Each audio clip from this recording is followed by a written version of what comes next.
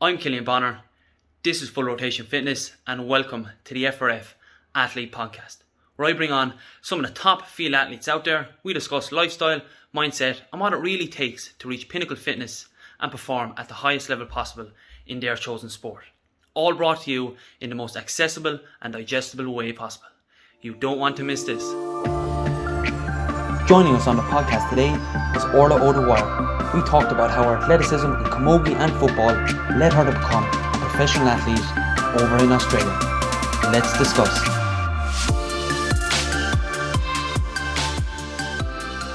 Orla, how are you? I'm good, thank you. How are you?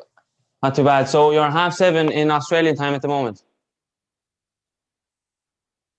Yes, I'm just here, evening time here in Brisbane. So, yeah, I was at work today, had a gym session as well. So, busy day, but nice evening here. Yeah, look, no doubt you're busy. Thank you very much for joining the Athlete Podcast today. If we can just jump all the way back to Ireland, when did you first get your inspiration? Did someone give you a hurley into the hand first, or was it a football? And where did the kind of passion for the sport kind of come out of?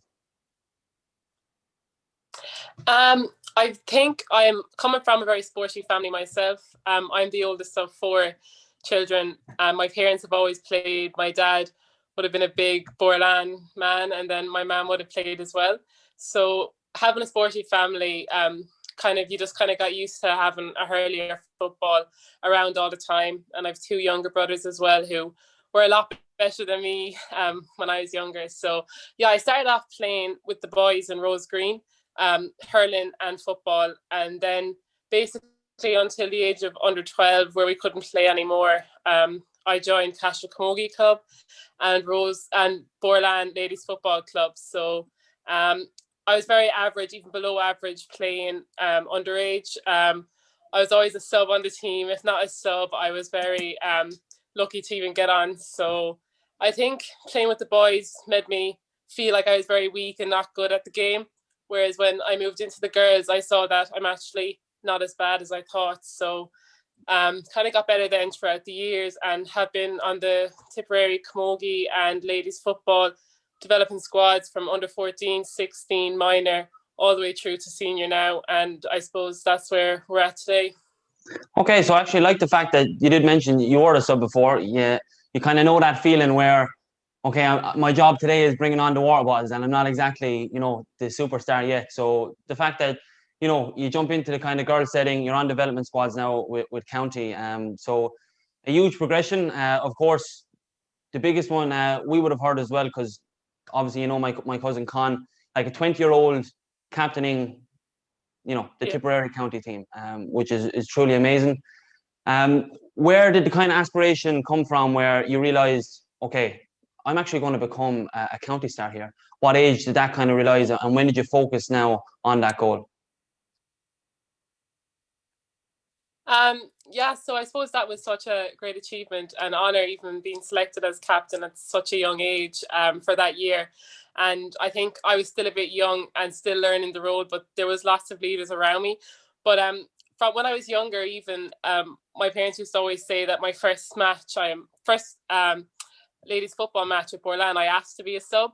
And while I was growing up, I think I was 9 years old when my sister was 7, and we were both playing under 8. So it just shows how bad I was back then. But I think once I became bigger, stronger, started growing a bit, and lots of people in my class were playing as well.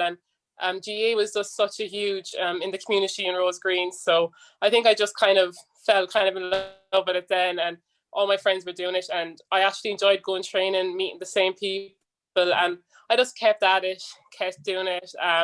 Even to this day, I still love training as well. So I think, parents definitely, the amount of work they did drive me all over the county, making sure that I get to training on time and making sure it protects me as well. I think that's a huge part. And even nowadays, I see the parents who are interested in the sport themselves are the ones where the kids usually continue playing, because they're kind of sacrificing to bring them everywhere and making sure that they're at all trainings and games. So definitely my parents. Yeah, like absolutely. The support system you can have at home in Ireland, especially with your parents. They don't get they don't get credit enough. They're driving around the country, like, you know, sometimes day and night, depending on the times of the matches. But the support system, I find, is vital. You know, at a younger age, sometimes you're actually doing it just to kind of make your parents proud, and then as you develop more, you kind of realize, yeah, there needs to become a selfish factor. They're after putting in this amount of hours to bring me to these games, and I kind of see the potential I have now, which is exactly how you shine bright. Can you just kind of tell us about was there a scout actually that came from Australia to Ireland? How did that come about, getting Irish talent to go over to Australia? Yeah, so originally we're going into our season 5 now with the AFLW, but Cora Staunton was the first Irish lady to go out and play AFLW. She got scouted to go over, and she's playing with Sydney. And then the likes of Sarah Rowe, Ashton McCarthy, who plays with Tip with me, and also Ailish Considine, they went out the year after. And I suppose once I see how well they were doing, I was kind of watching it from back home and seeing how their lifestyles were. And I always thought that if I got the opportunity to be a pro athlete, I'd grab it with both hands. It's every player's dream really to live that lifestyle. So there's an agency called Cross Coders, and they basically help transfer players, international players who play different sports. So it mightn't be just GAA. There's some netballers, basketballers, hockey players, and they kind of have contacts in Australia with the clubs, and they kind of make a profile of your clips and your ambitions and maybe some results in games and stats, and they send it over to the Australian clubs, and they basically see if any of them get back or if any of them are interested. So luckily for me, once I applied, a few clubs here in Australia were interested, and I decided then at the end to go with Brisbane. I knew that they had the best in mind for me, and also they knew what I was about and what I could do. So yeah, I suppose that's Cross Coders really helped me. And even now I think there's 17 Irish girls in the comp this year, so it's definitely growing. Wow, okay. I actually didn't realize that other sports are incorporated to it as well. How many J people are on your team at the moment in Brisbane, or do you find that there is actually a couple of basketballers and previous netballers as well? Yeah, so here in Brisbane, I'm the only Irish girl on the team. Most of them are based in Melbourne and Perth. We also had a cross-coder of soccer. She didn't go through the cross-coder agency, but she used to play soccer and then came over. So we were on rookie contracts, so we came from a different sport. But yeah, most of them are from Australia themselves and maybe come from a netball background or rugby background and cross over. But each team would have a few players who play other sports too. Okay, and I'm sure that all adds to the community aspect. Being involved with different players, knowing that they have left their families to pursue the same goal, to become a professional athlete. Can you tell us about the decision when it came? Were you at the dinner table and you were just like, Mom, Dad, I'm going to Australia? How did that come about? Was it just straightforward, I'm heading?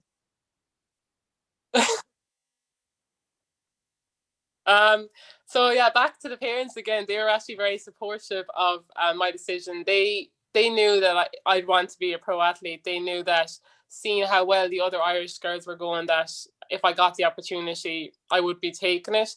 So even when I was doing interviews with Australian clubs, my mum was like behind the laptop telling me what to say, holding up little notes for me to say and stuff. So she was super supportive. And the same with my dad. I think we didn't really know what to expect, what was going on, what the whole agency was about, or even what AFL was really about. It's only becoming more popular now. I just knew it was a different shaped ball, and you could there was a lot more contact. So definitely a lot to learn once I came here. But yeah, no, they were supportive, and even coming back this year as well, the same support as well. They know that I love it out here and that it's a real dream come true. Okay, so there we go back to again the support factor. You know, sometimes parents might be kind of, you know, let's keep the daughter at home for another few years. But the fact that they had the support and say, you know what, professional athlete, who gets an opportunity like that? and I'm sure they got the plane tickets right away. Just in terms of the transition between the two sports, did you find it was more of a struggle with the climate or the sport itself? Just kind of in a question that I'd like to ask you is, if you're in midfield in ladies football, is it a straight transition or are those positions a bit more technical? It's a lot more technical AFL, and I think that's one bit I struggled with the most, the technicality of it, the game sense of it. So it's essentially there's 6 backs, there's 6 kind of forwards, and then the middle as well. There's wings, and there's also midfielders too. So there's 16 on the field, on the oval at the time. So it is a lot. The oval is a lot bigger, but everyone kind of has their own position and roles to play. So I found last year the hardest thing about learning the game was actually my mindset about it, and coming from Gaelic football and camogie, where you've been playing it for plus 10, 15 years. You're an established player on the team. You know what to do. You know where to be. You can nearly predict every play in GAA. Coming to something brand new where you're breaking down the drills, you're asking what this word means, what that word means, and kind of starting at the bottom of the ladder and working your way up. I found that super hard, and even they don't have substitutes here like we do. They kind of have rotations, so no player plays really 100% of the game. Everyone's rotating in, and you've 3 minutes and then you're off the bench, in, out. So I found that very difficult to get my head around, and even this year I'm still learning. So yeah, that mental and technical side of it is a whole new story. Okay, so yeah, when you started playing, the reading of the game is now gone out the window. That is something now you're building up from ground zero. So look, no doubt that was a challenge. You started your debut in February 2020, which was a month before the world basically got shut down. How far into the season did you get to play? Did you get to play another game even, or what was the story after that? Yeah, so the thing about AFLW is the season's so short for women. So when you start our first round 1, it's literally playing every weekend until finals.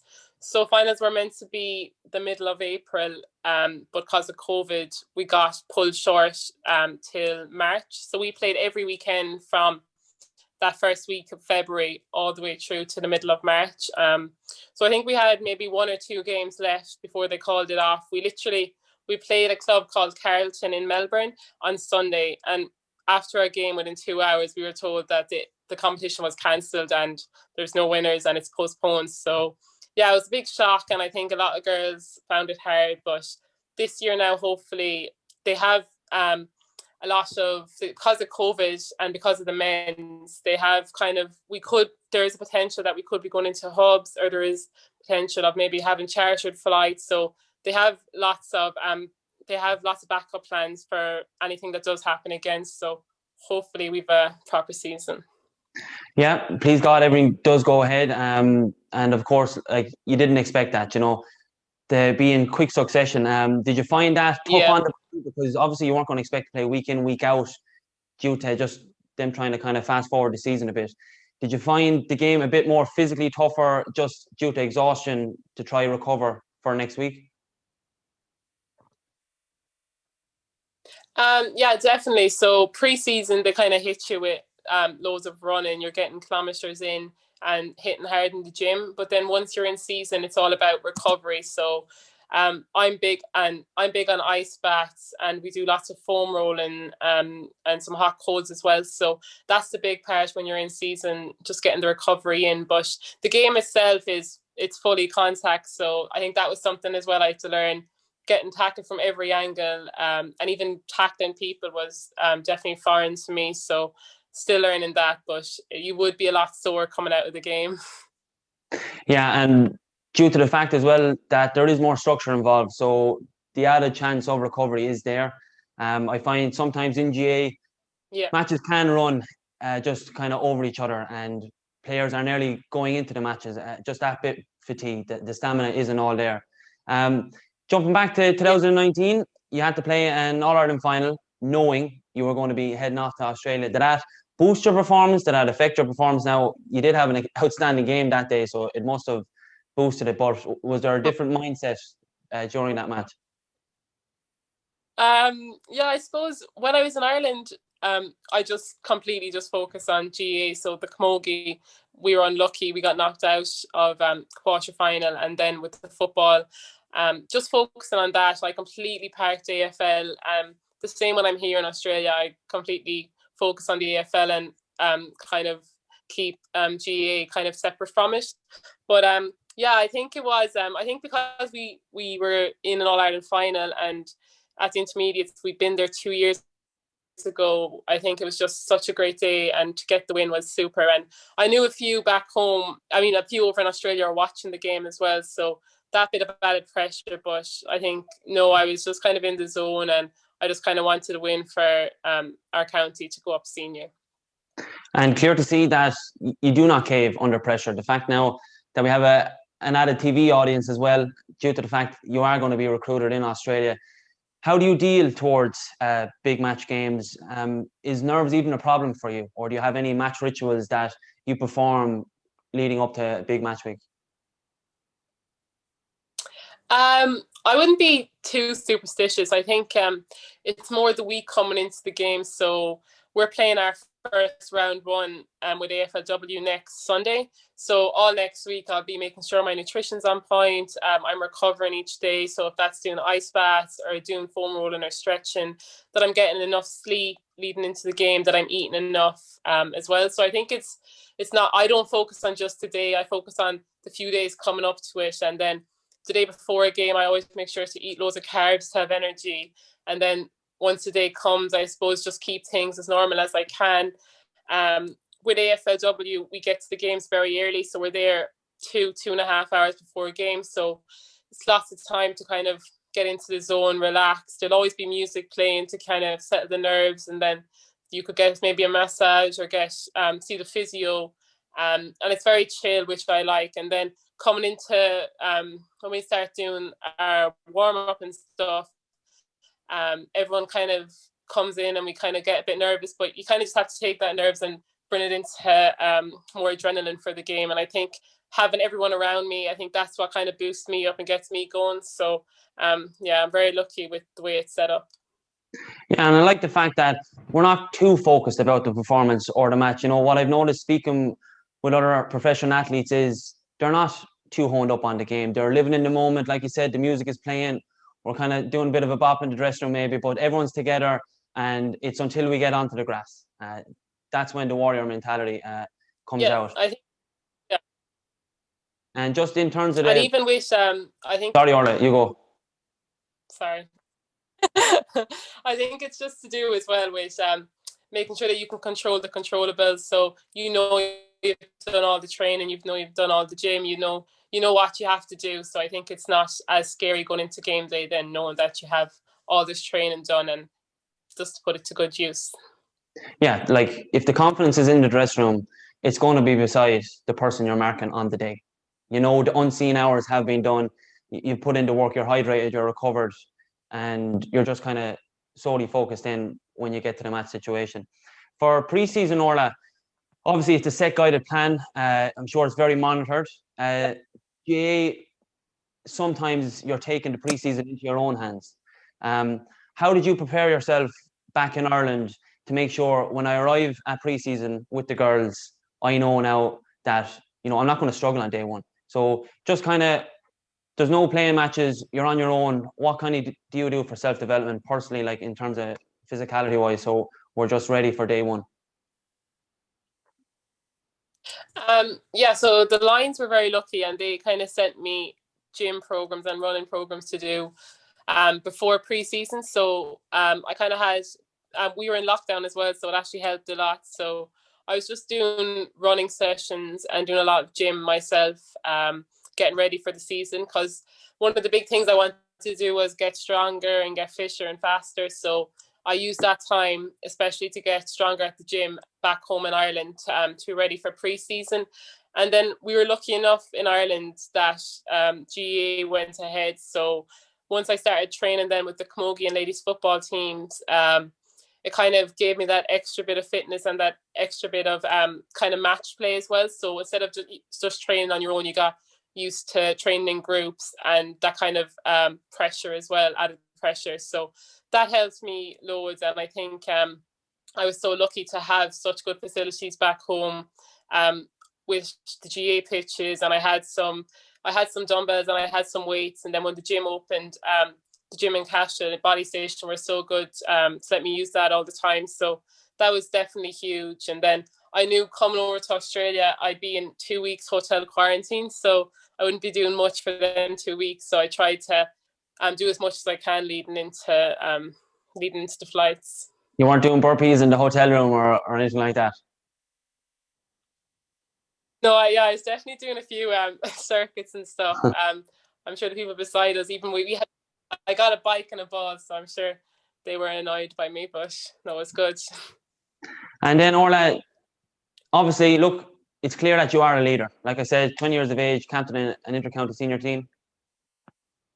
What separates a champion from a competitor? Like, people believe your words just due to the fact that you back it up on the pitch. You cover every blade of grass. What separates, a star from that player? Like sometimes we don't see those unseen sacrifices. What does it really take? What do you have to say no to sometimes, just giving up in daily life? God, I suppose for me, I'm a real into routine, and I'm a list girl. Like, I love having lists to do and taking things off. And I suppose it's just my lifestyle as well. Like, ask anyone, I'm really focused on what I do. So I'd always be doing some sort of exercise, whether it's a running session, a gym session. My nutrition is on point most of the time. I make sure that I'm always hydrated, I'm sleeping well. Leading into pre-season and leading into games as well, like, no, I cut out alcohol, and even sometimes it's hard with friends and occasions that go on, but I know that these are the sacrifices I have to make to be a better player. And I suppose I love it as well. I don't find it a job, or I don't find it a chore. I feel a lot better after doing a training session or having a game, and I think that's what really counts, is that as long as you keep enjoying it, you keep doing it, and you keep wanting to get better. This year as well, I've also started doing a bit of like journaling and stuff, so really writing down goals for games and trainings. So having just something to focus to, instead of just the big picture, having little goals every day really motivates me. And I think consistency is key as well.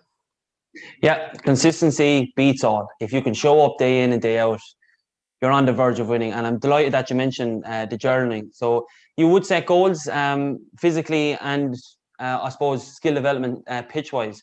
Do you maybe set yourself a 90-day plan, or give yourself a certain part of the season where I should improve in this now? Do you set dates along with the goals?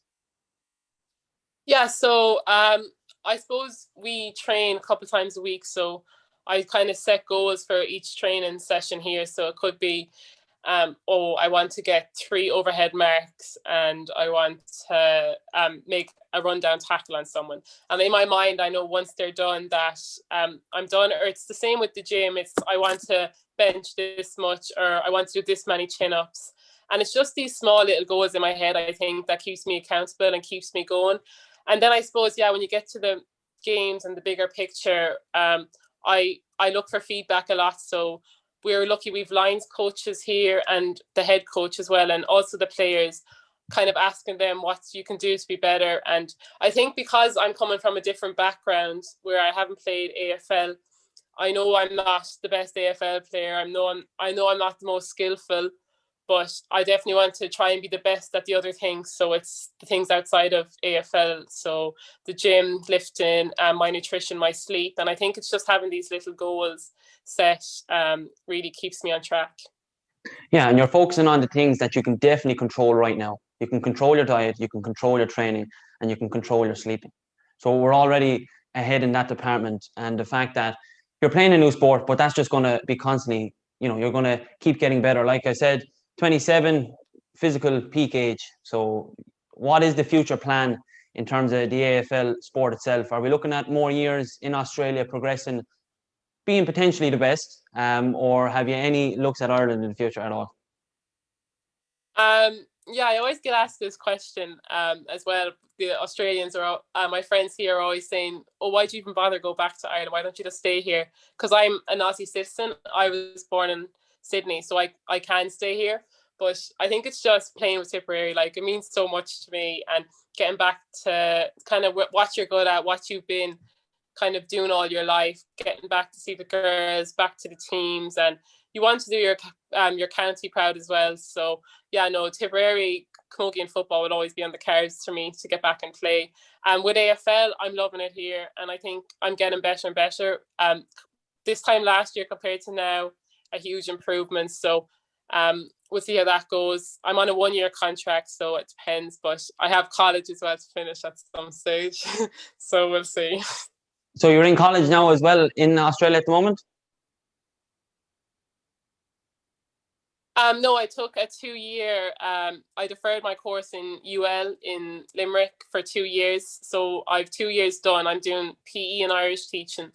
So I have to finish that at some stage. Okay, that's going to take a hell of a lot of study. So the fact that you're confident to kind of dive deep, with the mindset as well, and the fact that you journal, I've no doubt that we can still focus on sport. And of course, the study routine, like you said, you thrive in routine. And I think sometimes routine can be a bit boring for people, just the name of routine. But if it's implemented right and it's going to set you up for your goals, it can be amazing. So we already have 3 sports, Orla. Is there going to be a 4th? Are we looking at anything else at all? Not that I know of anyway. Oh God, I think 3's enough at this stage. Yeah, definitely. Maybe cap it at 3. But look, the world is your oyster, as they say. Definitely something down the line appears. We might see a soccer ball as well. Don't know about that. Maybe. So the season then, obviously the grand final would be your main objective to ever win that. Are the Brisbane Lions, are they competing in that section? How are they doing at the moment? Yeah, so what I've actually find crazy here in AFLW is that there's so much transfers happen. So there's a window where you can transfer players and people leave clubs and go to other clubs. So each year it's so unpredictable about how the teams will perform, how the teams will play. Whereas back home with county, you play with them forever, basically. So I think that's what makes it really exciting here as well. There's so much variety and kind of younger players coming up from academies that no one knows about yet. So it's so hard to tell. We were lucky. We were very good last year. We got to the final. So they played 3 weeks of finals. So we got to that. But it's just so hard to know. It's so unpredictable. And I think that's what I enjoy about it as well. And the AFL Women's Best and Fairest, are you ever going to be a shoe-in for that? I believe that's the biggest trophy you could win in a season. Yeah, that's huge. I don't know. I'd say I need a couple more years here before I'm looked into that, but I don't know about that. But yeah, no, it's such an achievement for everyone. Any Lions players ever conquer that success before? There's been a few nearly there, but they haven't got the actual award. But no, there's some top guns playing here with Brisbane Lions, so I'm lucky to be playing along them. So it's great. Maybe this year. Okay. Just jumping back to the preseason, Orla. Where do you find your biggest strength? Did you see preseason at, okay, I need to focus more on the running? Is it 40% gym or is it complete 50-50? When you got to Australia, do I need to be stronger now or do I need to have more of an engine? For me, I'm naturally a good runner, so I'd always be. We've GPS every training and every game, and I'd always be up thereabouts in one of the top with the running. So yeah, I love running and I love running hard as well, back and forward. So that's definitely a strong point for me. So I think this year I wanted to make it even a stronger point. So I wanted to obviously get faster and fitter. And then I think strength was a big thing for me. So kind of having extra gym sessions where I can and just building up the numbers there, as well as improving power. So I think it's all one. So kind of power, strength and pace. That's kind of they're kind of like strong points in the game. So just improving them, and then also working on my weaknesses. So my AFL skills, so the kicking, handball and marking, trying to bounce the over ball and making it come back up to you. So yeah, no, definitely lots to learn. And the coaches here are very good with that, and the girls are always so good. So yeah, it's definitely improving from last year. Brilliant. Like that, you're able to kind of set those goals and really focus in now on why I am training. Sometimes athletes mightn't realize I'm doing this heavy squat to become faster in the sprint. I think that is very vital. Of course, the skill development is always going to play a huge factor when you're playing a different sport. Do the S&C coaches there, do they delegate themselves towards different players or just different positions at a time? Is there much of a personalisation factor when training? Yeah, so the S&C here, we have two guys here. So they're excellent. Any questions you have about anything, they're on top of it straight away. We get screened as well before pre-season starts. So they can see maybe if, like, I have weak hamstrings, for example. So any area, and a weak shoulder from when I got my surgery. So any area that's weak or it's not as strong as other parts of your body, you get extra you could have personalized extra exercises for them. And the same with before every training session, we have stability and we have prehab. So that's a huge part here. And I think that's what I missed when I went back to Ireland, was having that constant, maybe we'd like access to physios and strength and condition coaches, and having that constant working on the body to prevent injury as well. So that's huge here, and it's great. We've been so lucky with Brisbane Lions with all our strength conditioning coaches keeping on top of it. So you probably have never, you haven't seen an injury yet in Australia, but would you have ever been hit hard with an injury in Ireland, just due to the fact that we don't have that much contact? We don't have the physios available on tap. Did you ever struggle bad with an injury back in GA?